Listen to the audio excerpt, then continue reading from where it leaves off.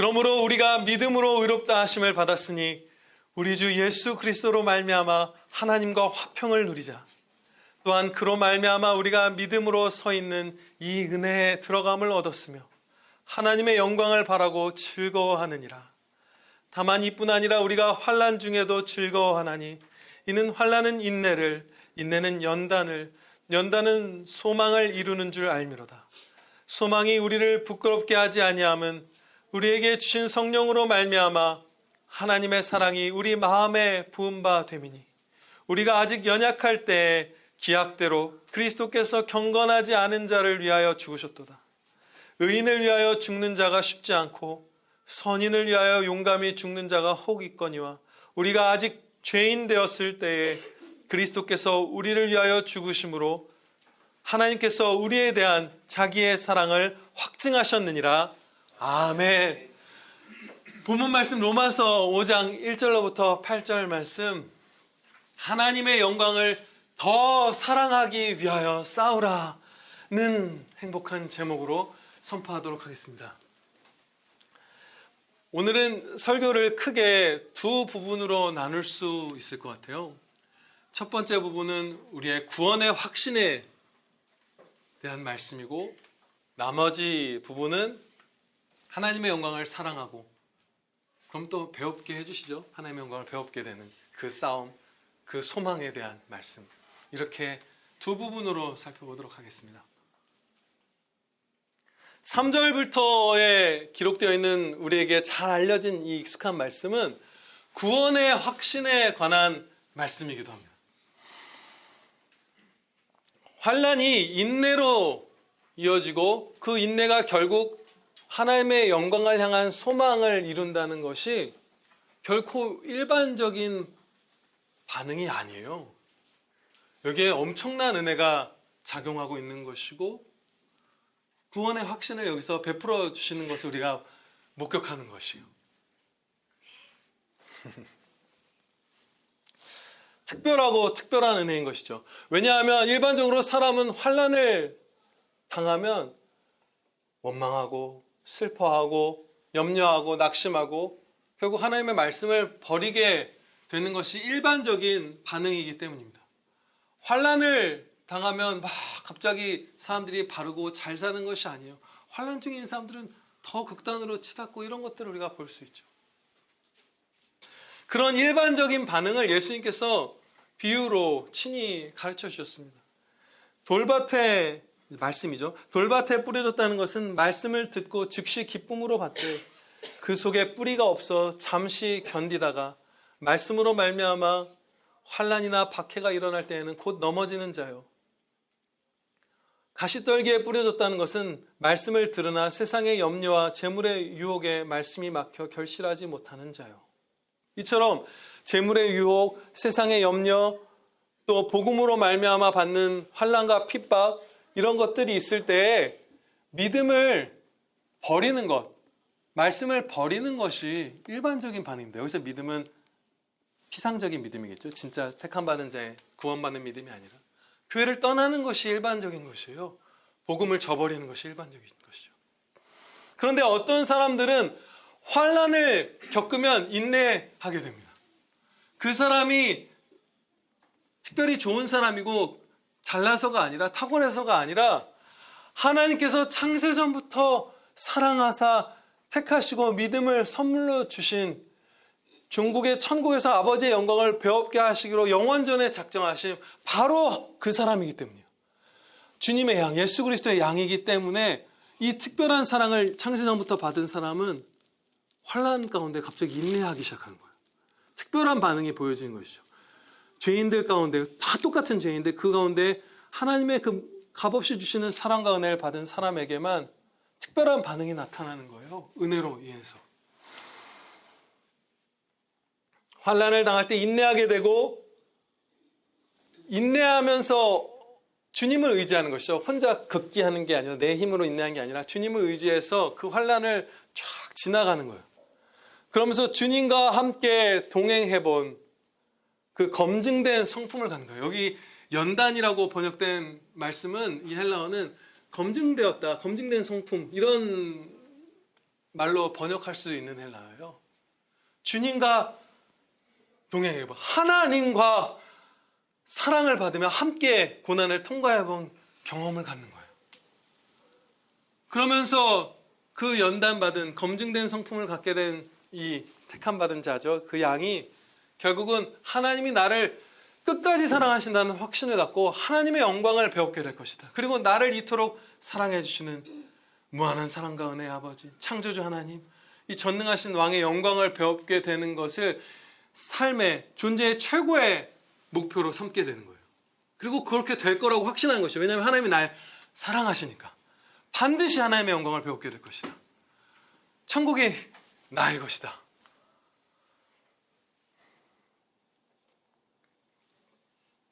이렇게 형성된 소망은 한순간도 이 땅에서부터 마지막 날까지 우리를 절대로 부끄럽게 하지 않습니다. 왜냐하면 하나님의 사랑이 우리의 마음에 계속해서 성령님으로 말미암아 부어지기 때문이에요. 하나님께서 우리를 얼마나 사랑하시는지, 어떻게 사랑하시는지, 독생자를 내어주신 그 사랑이죠.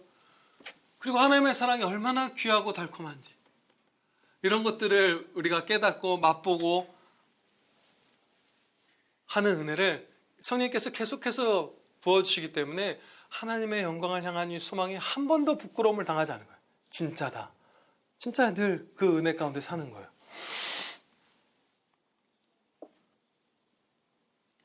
6절부터 8절까지 이 하나님의 우리를 향한 사랑을 구체적으로 가르쳐 주세요. 우리가 아직 연약할 때에, 그리고 아직 경건하지 않을 때에, 아직 죄인 되었을 때에, 이게 우리가 사랑받은 그 시점이죠. 예수님께서 십자가로 사랑해 주신 그 시점의 우리의 모습이에요. 연약하고, 연약하다는 건 이런 거죠. 막 너무 사랑스럽게 연약한 이런 거라기보다 어떤 하나님의 영광을 위해서 힘차게 살아갈 그런 힘이 아예 없는 자들인 거예요. 그야말로 어둡기만 한, 불순종만 하는 그런 자들인 것이죠.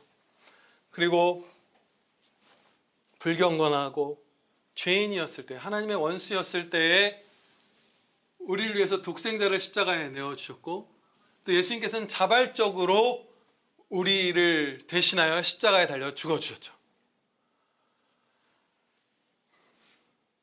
그렇게 하나님을 내어주시는 사랑, 자신을 다 내어주시는 사랑, 모든 것, 독생자, 하나님에게 있는 가장 귀한 것이고 하나님이시잖아요. 성자 하나님. 하나님을 내어주시는 그 사랑으로 우리를 사랑하시는 거예요. 무한히 사랑하시는 것이죠. 이 말씀에서 배울 수 있는 바는 하나님의 사랑을, 저와 여러분을 향한 하나님의 사랑을 확인하는 판단 기준은 이 땅의 어떤 조건들이 아니라 하나님을 내어주시는 것으로만 판단해야 된다는 것이에요. 나에게 하나님을 주시는가 아닌가로 내가 하나님께 사랑받는가 아닌가를 판단해야 돼요. 재산, 지위, 건강, 무슨 타고나기를 좋은 나라에서 태어나는 것, 무슨 외모의 아름다움, 좋은 친구들, 좋은 회사, 이 땅에서 여러 가지 순탄함들, 업적들, 하나도 하나님의 사랑을 정확하게 분별할 수 있는 기준이 안 돼요. 물론 성도를 사랑해서 그런 것들을 특별하게 많이 주시는 경우도 있지만 그것은 아주 부차적인 은혜이고 작은 사랑이기 때문에 하나님이 나를 사랑하시는가 사랑하지 않으시는가를 분별하는 기준이 못 됩니다. 기준이 아니에요.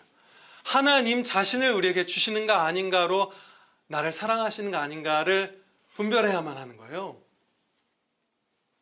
만약에 다른 조건으로, 이 땅의 조건으로 판단하면 하나님께서는 거의 선지자 전원을 다 사랑하지 않으신 게 돼요. 사도들 아무도 안 사랑하신 게 돼요. 이 땅에서 무언가를 우리가 좋다고 여기는 것으로 하나님의 사랑을 분별하면 그런 것이죠. 그리고 여러분 맥체인 성경 읽기표라는 거 들어보신 분들이 계실 거예요. 스코틀랜드의 아주 경건한 목사님이셨어요.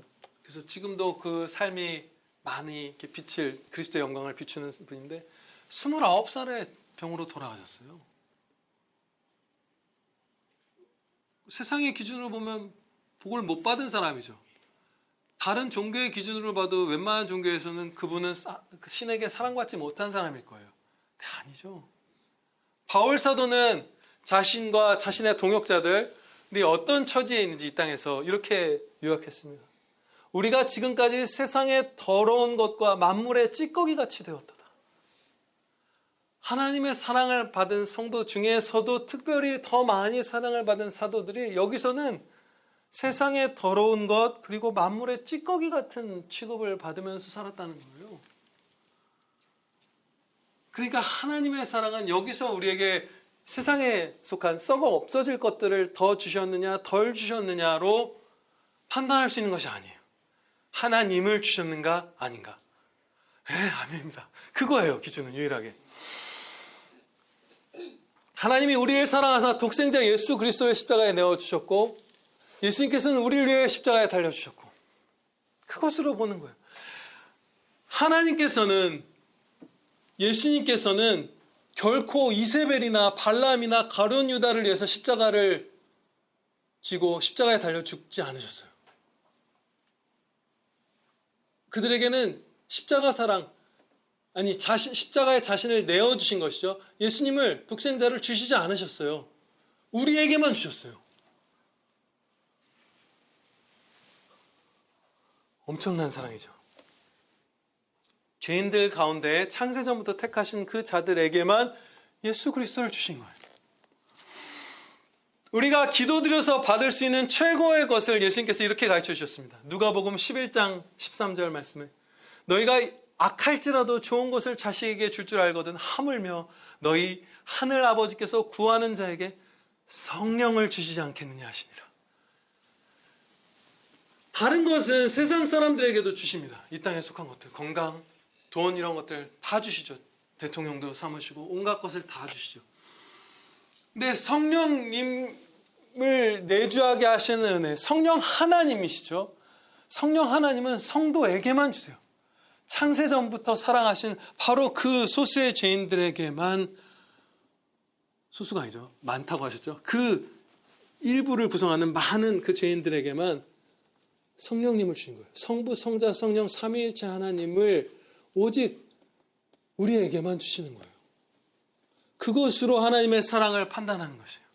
이 땅에 어떤 것으로 판단하면 그냥 우리는 반드시 무너집니다. 반드시 착오하게 돼요. 반드시 착각하게 돼요.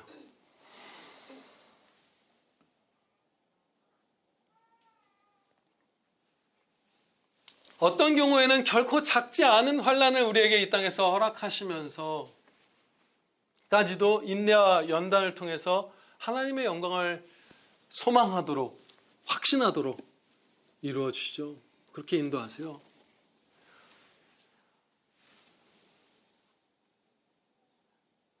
왜 그러시는 걸까요?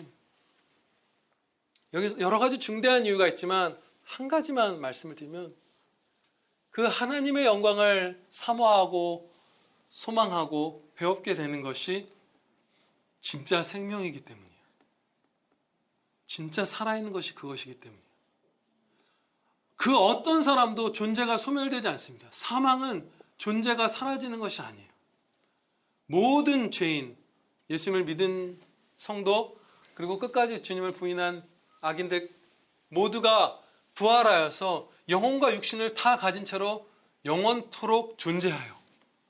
그러나 그리스도의 자녀된 자들, 성도들만이 하나님의 나라에 들어가 하나님의 영광에 이르게 되는 것이고, 나머지 악인들은 하나님의 영광에서 떠나게 된 채 지옥에서 영원토록 존재하게 되는 것이에요. 숨을 쉬어요.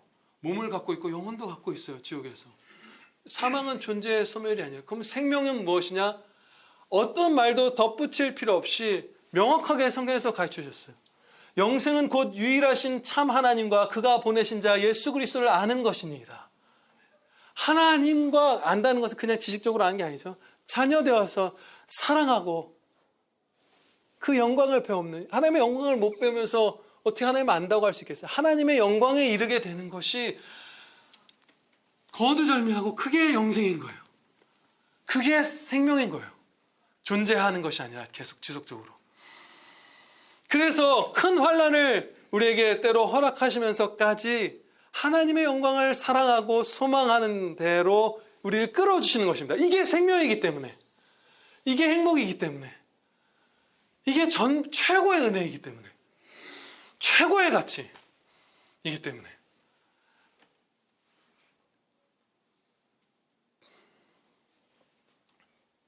이 진리 앞에서 먼저 여러분들보다 이 말씀을 묵상해야 할 그 상황에서 저 자신을 돌아보았어요. 하나님의 영광을 사모하게 해주셨죠. 소망하게 해주셨어요. 확신해요.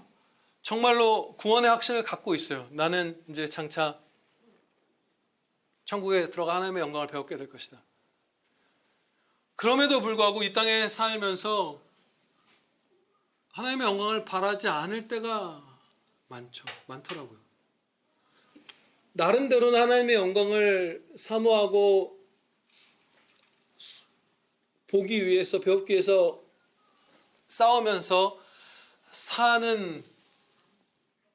산다고 생각하지만, 그렇게 하죠, 실제로. 하지만 교회사 가운데 만나게 되는 우리의 경건했던 그 선배님들, 스펄전 목사님 같은 분들, 리필드 목사님 같은 분들의 그 삶을 이렇게 읽다 보면 그야말로 영적으로 난쟁이에 불과하다. 그냥 아직 좀 작은 어린이나 뭐 청소년 이런 게 아니라 약간 이 땅에서 사는 날 동안 병에 걸려서 성장이 되어버리지 않은 것 같은 그런 자 같다라는 생각을 해요. 그렇죠? 우리에게 하나님의 영광을 향한 확고한 소망이 있어도, 배우게 될 거라는 소망이 있어도 이 땅에 사는 날 동안 그것을 사모하지 않을 때가 많은 거예요. 그래서 싸워야 하는 거예요. 우리가 하나님의 영광을 사랑하고 배우기 위해서. 여러분 가운데 이제 구원의 확신에 대한 부분을 마지막으로 한 말씀을 드리고 마무리하도록 하겠습니다. 환난을 겪어보셨거나 아니면 현재 환난을 겪고 계시는 분들 가운데, 사랑하는 여러분, 환난을 겪고 계시는 분들 가운데 여러분이 말씀을 버리지 않고 오늘도 말씀 따라 예배 드리기 위해 주님 앞에 나왔다면, 제가 설명해 드릴 필요도 없이 성령님께서 여러분에게 확신을 주셔서 내가 창세전부터 사랑한 게 너다. 너는 반드시 영원한 생명을 끝까지 받아서 누리는 첫 천국을 유산으로 받은 그 자녀이다 라고 성령님께서 여러분에게 가르쳐 주실 거예요. 제가 설명해 드릴 필요도 없어요. 구원의 확신을 여러분들은 가셔도 돼요. 환난 가운데 말씀을 버리지 않고 인내하며 여기에 나온 분이시라면 좋죠. 진짜 좋죠. 네, 제가 뭐 어떻게 설명해 드릴 필요도 없어요. 아직 회개하고 예수님을 믿지 않은 분이 계시다면, 참 성도가 아닌 명목상의 성도분이 계시다면 어서 예수님을 믿고 그 은혜를 누리시기 바랍니다. 이제 성도에게 주신 하나님의 영광에 관한 그 사랑과 소망에 대해서 남은 시간 하나님의 말씀 살펴보겠습니다.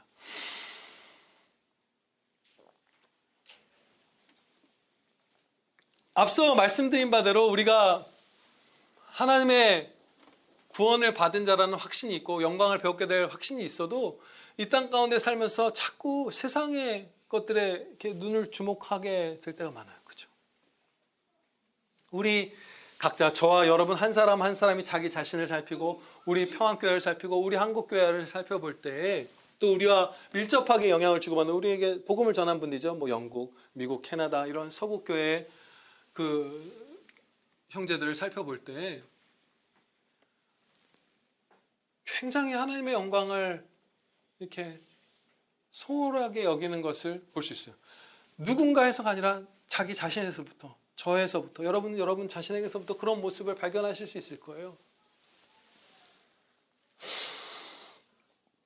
전반적인 상태가 결코 좋지 않습니다. 그렇죠? 월드 와치 리스트라고 해서 매년 기독교 박해에 대한 그 조사를 해서 통계를 발표하는 기관이 있어요.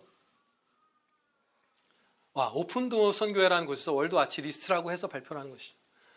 2024년 그 1년 동안 교회, 그리고 기독교 학교, 그러니까 예배당이죠. 예배당, 기독교 학교, 그 기독교 병원에 대한 공격이 14,766건이 집계됐대요. 1년 동안. 그리고 집을 잃어버린, 집을 빼앗기고 도망쳐야 했던 그리스도인의 수가 27만 8,716명입니다.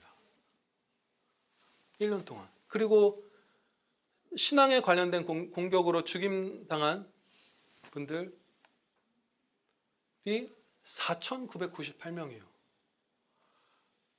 물론 이런 통계들은 항상 오차를 감안하고 봐야 되겠지만 다른 선교사님들, 다른 기관들에서 발표한 자료도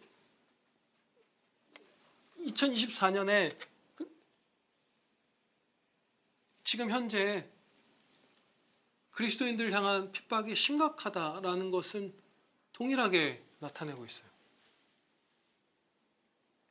아시는 바대로 역사상 거의 대부분의 박해는 공식적으로 신앙을 고백할 때만 받았습니다. 숨어서 집에서 가족끼리만 예배드리고 밖에서는 그리스도인 아닌 척하면 박해받지 않아요. 그러면 지금 수백만 명이잖아요. 집을 빼앗긴 것만 27만 명이고 공격당한 병원 숫자만 14,000 학교 이런 게 14,000개, 5,000명이 순교를 한 거면 거기에 자신을 노출시킨 사람은 수십만 명, 수백만 명이죠. 훨씬 많은 사람이죠. 그 수백만 명의 우리의 형제들이 목숨을 잃고 집을 잃고 직장을 잃을 수 있는 상황 속에서 강간도 당하고 매도 맞아요. 그 상황 속에서 자녀도 잃어요. 그리스도인인 것을 드러내고 교회가 함께 모여서 예배 드리고 전도하고 초청하고 사랑하는 일들 그걸 해왔다는 거예요. 하고 있다는 거예요. 밝히 세상 속에서 등불로 살고 있다는 거예요. 숨어있지 않다는 거예요. 수백만 명이. 차별적인 기쁨으로 하나님의 영광을 사모함으로 핍박 가운데로 전진하고 있다는 거예요. 수백만 명이. 그런데 우리의 한국교회는 어떻죠? 우리의 평안교회는, 저와 여러분은 어떻죠? 서구교회는 어떻죠? 아무 핍박이 없는데 하나도 괴롭힘 당한 게 없는데 내가 그냥 교회를 안 사랑하고 세상을 사랑해서 교회를 몇만 명씩 떠나잖아요. 매년. 아무 방해가 없고 아무 문제가 없는데 그냥 자신을 기독교인이라고 하는 사람 중에 30%가 주일에 예배를 안 드린대요. 비슷해요, 통계들이. 4분의 1은 훨씬 넘어요. 거의 3분의 1에 가까워요. 그냥 아무 문제가 없는데 그냥 떠나는 거예요. 하나님의 영광을. 그냥 하나님의 영광을 버리는 거예요. 그게 저고 그게 여러분일 거예요. 편차는 있겠지만 사람마다. 그게 우리예요. 우리 평안교회, 우리 한국교회, 우리 가까운 그 서구교회예요. 친밀한 더. 엄청나게 뭔가 잘못된 것을 알 수 있죠. 실제 하는 은혜인데 하나님의 영광을 소망하면서 환난 가운데서 즐거워한다는 게 진짜 있는 건데 그거를 그냥 막 소홀히 여기는 그런 시간들이 우리에게 너무 많은 거예요. 너무 막 이상한 거 세상의 것들에 막 흥미가 팔려 있는 거예요. 마음이 쏟아져 있는 거예요. 보물을 거기다 둔 거예요. 우리가.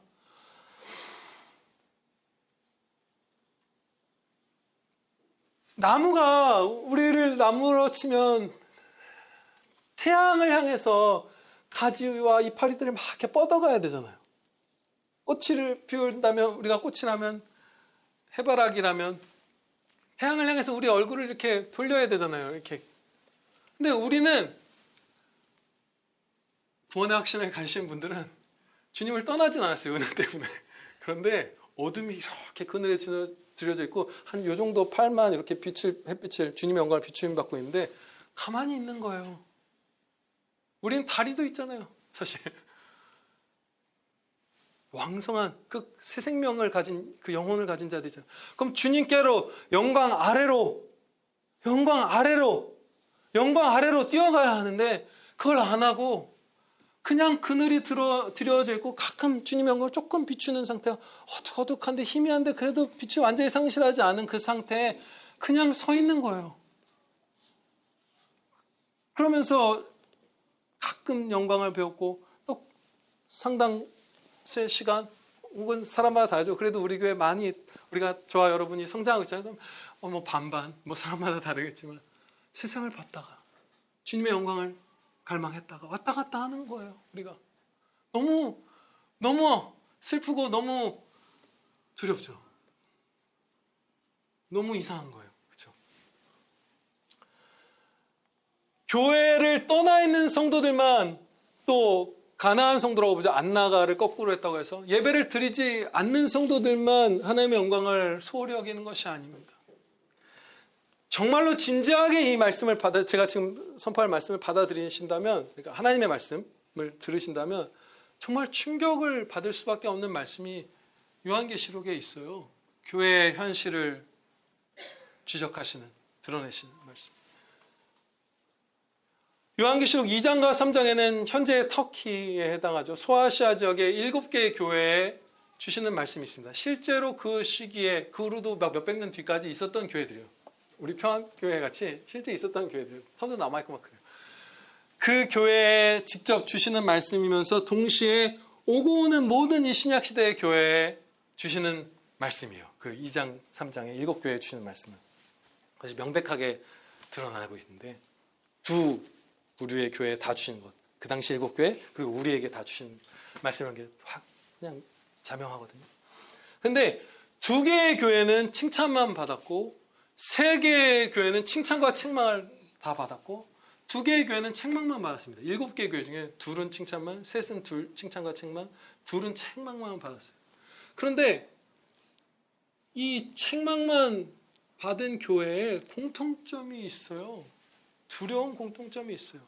진짜 우리가 정신 똑바로 차려야 되는, 진짜 깨어 있지 않으면 정말 위험한 공통점이 있어요. 그 책망만 받은 진짜 크게 실족한 그 2 교회가 부흥했다, 살아있다, 활력있다, 성공적이다, 잘하고 있다 라고 평가받는 교회였다는 것이에요. 정말로 여러분들이 충격적으로 진지하게 이 말씀을 들으시기를 소원해요. 먼저 4대 교회에 이렇게 말씀하셨습니다. 네가 살아있다 하는 이름은 가졌으나 죽은 자로다.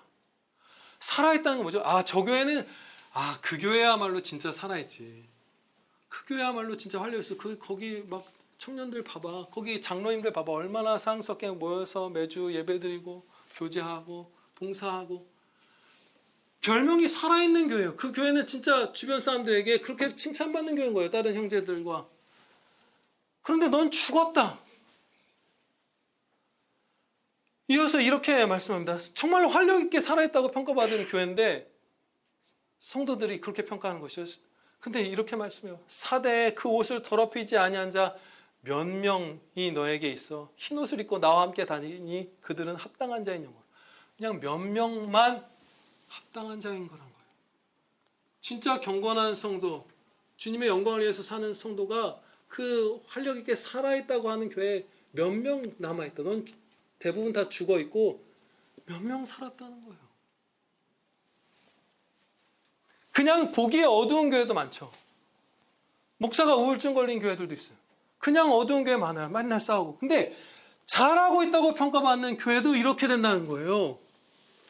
그리고 라오디게아 교회, 책망만 받은 2번째 교회.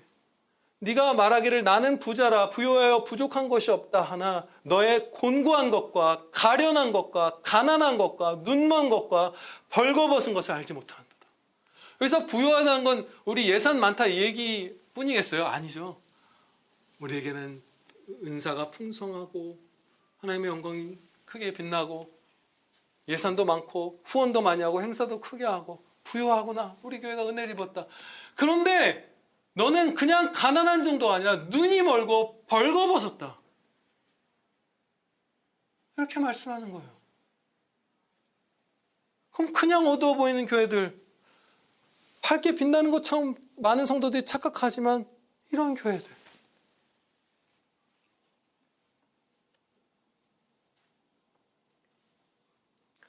이 말씀 그대로인 것을 지금 우리 한국교회 안에서도 볼 수 있어요. 성경 말씀으로 분별했을 때 이 시대에 살아있다, 활력있다 하는 교회들 가운데 정말 많은 교회가 복음을 소홀히 하고 하나님의 영광을 정말 경홀히 여기고 있는 것을 목격할 수 있어요. 몇 주 전에 한 청년의 부탁으로 한 교회를 이제 살펴봤어요. 자기 새신자 친구가 거기 다니는데 괜찮을까요? 근데 그 교회 분들은 스펄전 목사님과 같은 그 교파, 침례교회에 속한 것을 이렇게 자랑스럽게 여기면서 말하더라고요, 공식적으로. 스펄전 목사님은 영국 침례교를 정말 사랑하셨어요. 그래서 오랜 세월 정말 치열하게 그 침례교가 성경 말씀 가운데 서 있기 위해서 싸웠어요. 자유주의 이단이 그때 막 밀고 들어왔거든요. 다윈의 진화론, 무슨 자유주의 신학들 이런 것들이 막 그때 막 영국에서 엄청나게 커질 때에 거기에서 그 침례교단을 지키기 위해서 진짜 치열하게 싸웠어요. 너무 많은 고통을 당했어요. 그 강한 분이 뭐 스펄전 목사님 뭐 우울증의 아이콘처럼 얘기되는데 우울증이 실제로 앓고 막 그랬거든요. 너무 우울해하셨거든요. 근데 진짜 고생을 너무 많이 해서 그래요. 진짜 무슨 장군 중에 장군 알렉산더 같은 분이에요. 강한 분인데 너무 치열하게 싸웠어요. 너무 많이 에워싸임을 당하고. 그러다가 결국 어떻게 하셨냐면 침례교 연맹을 탈퇴했습니다. 침례교 그 연맹이 자유주의자들에게 완전히 점거당하다시피 했을 때에 탈퇴해서 독립개혁 침례교회로서 개혁주의 침례교회 독립된 그거로서 그 태버네클 처치가 서서 침례교 연맹과 따로 그렇게 사역하시다가 소천하셨어요. 마지막까지. 그런데 앞서 봐달라는 그 교회 담임 목사님이 침례교를 그 스펄전 목사님을 자랑하는 그 교회 목사님이 존 스토트라는 신학자를 좋아한다는 거예요. 가장 좋아하는 신학자로 존 스토트를 꼽아요. 근데 그 좋아하는 이유로 뭘 꼽냐면 그 몇 가지 중에 하나가 자유주의 신학과 화합하려는 그 태도가 좋다. 이상하죠? 기이하죠?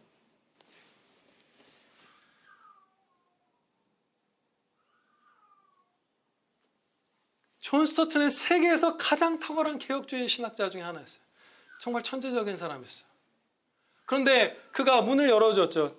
더 영향력을 갖고 싶다. 더 명예를 누리고 싶다. 뭐 하고 싶다. 자유주의자들, 성경을 하나님의 말씀으로 믿지 않는 자들, 자유주의 이단이에요. 자유주의는 기독교의 한 분파가 아니라 자유주의 이단과 교류하기 시작했고 적은 누룩이 온 덩이에 퍼지는 것을 너희가 알지 못하느냐.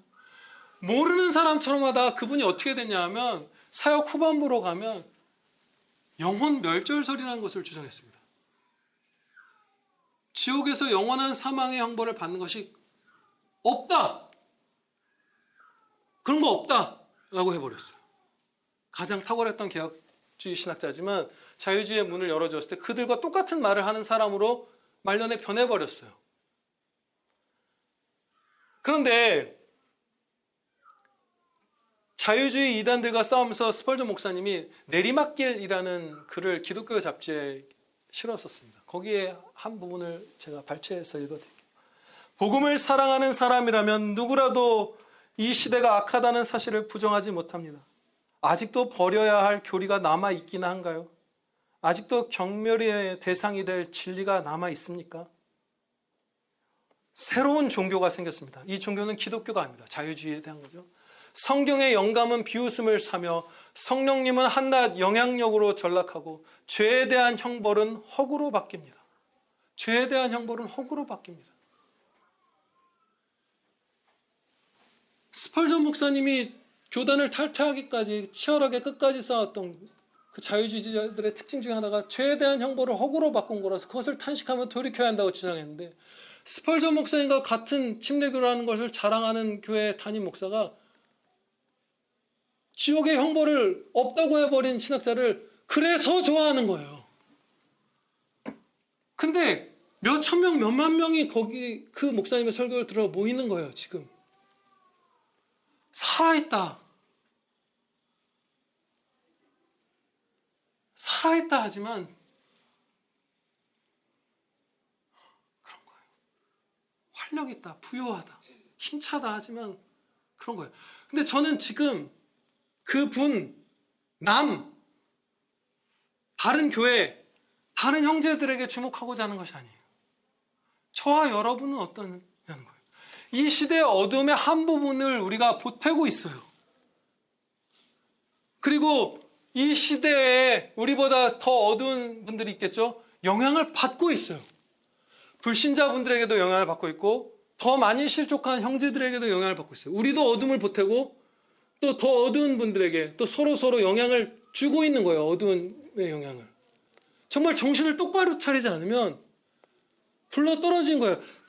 괜찮다는 교회도 어두워 보이는 교회만 이상한 게 아니라 괜찮다는 교회 중에서도 상당수가 이상한 상태인 거예요.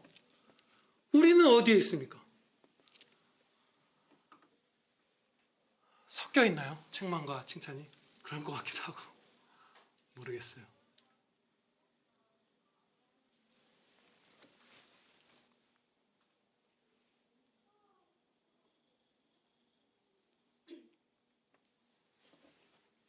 하나님의 영광보다 세상을 너무 사모하진 않는가요, 우리가? 그런 모습들 많이 보실 거라고 생각해요. 저 여러분에게서. 정말 말할 수 없는 5,000명씩 순교하고 있는데 수백만 명이 그 목숨을 잃을 수 있는 신앙 고백을 하면서 영광을 드러내는데 아무 핍박 없어도 우리가 얼마나 많이 주님의 영광을 버려두고 세상을 따라다녀요. 그렇죠?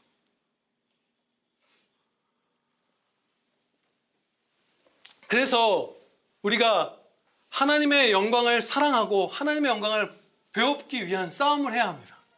소망 가운데 싸우는 거예요. 행복한 자들이에요. 지금 핍박과 환난이 있었어도 말씀을 버리지 않고 주님께로 오늘 주일에 예배 드리러 나온 진짜 성도들은 다 구원의 확신을 가질 수 있는 그런 자들이에요. 행복하죠. 우리의 결말은 다 해피엔딩이에요. 그렇죠? 아멘입니다. 그 가운데에 싸우는 거예요. 엄청난 사랑을 확신하면서 받아 누리면서 그럼 그 싸우는 실천을 그 적용을 한 가지 우리가 나누고 마치도록 하겠습니다.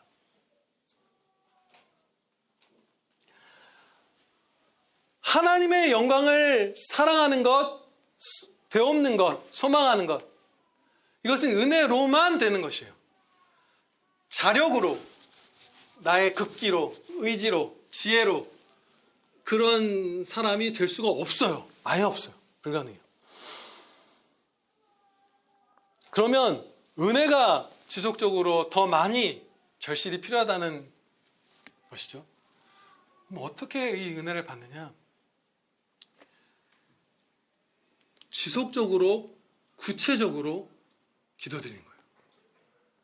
지속적으로, 구체적으로, 계속해서 세세하게 기도드리는 거예요. 어떻게 하면 이길 수 있냐면 우리가 이런 거죠. 예를 들면 큰 것을 딱 아뢰는 기도할 때도 있어요. 아버지 사랑하게 해주시옵소서 오늘 직장에서. 그것도 필요하지만 그걸로 되던가요 여러분? 오늘 예, 그 집사님도 그런 얘기 하셨네요. 그 직장에서의 핍박당하는 거 또 미움을 품게 되는 거 이런 것들. 그 정도 기도로 우리가 사랑이 되던가요?